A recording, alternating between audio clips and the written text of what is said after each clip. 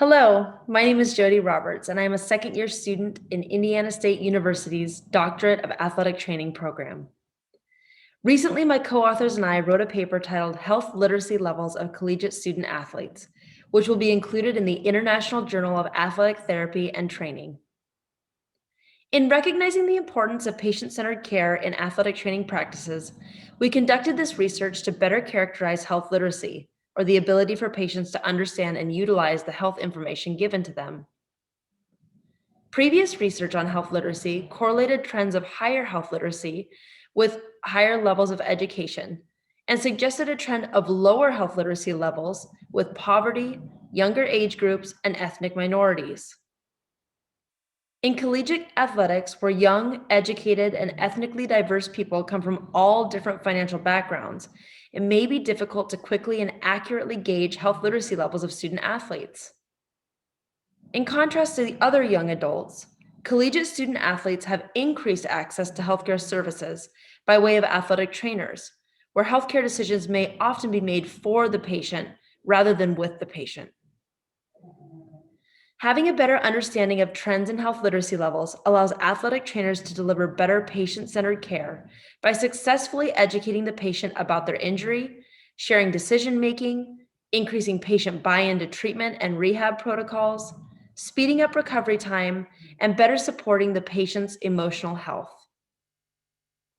The purpose of this research was to investigate and better characterize the health literacy levels of collegiate student athletes in terms of gender, ethnicity, and health service experience. Student participants were recruited by contacting compliance officers at NCAA institutions, historically Black colleges and universities, and Hispanic serving institutions all across the United States. A list of compliance officers from these institutions was created through searching publicly available information and athletics websites.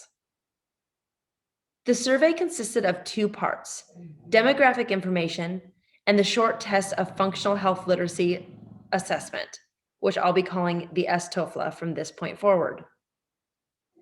Demographic questions asked for the individual's age, year in school, gender, race, and whether or not they have ever utilized healthcare services. If they had utilized healthcare services, we asked for them to describe the type of experience that was, such as whether it was on or off campus sports medicine services, on or off campus student health services, and or behavioral health services.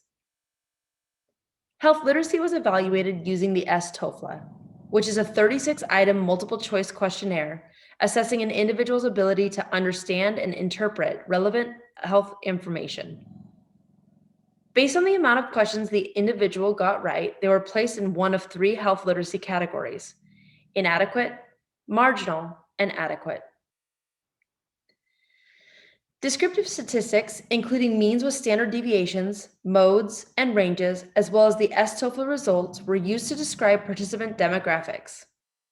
Sample t-tests were used to compare differences in STOFLA scores with gender, race, and previous use of athletic training services. Our results revealed that all 160 collegiate student athletes displayed adequate health literacy, and that white and non-white participants scored the same. All participants of our study demonstrated adequate health literacy, which is congruent with previous studies that found adequate health literacy associated with higher levels of education and age. Our study found that experience with healthcare services had no influence on health literacy levels. Interestingly, participants who identified as either Hispanic, Black, or mixed ethnicity had scored the same on average as people who identified as white. This is starkly different from what previous health literacy studies have suggested, where ethnic minorities demonstrated lower health literacy. Our findings suggest that athletic trainers may be making the wrong assumptions about health literacy levels of ethnically diverse populations.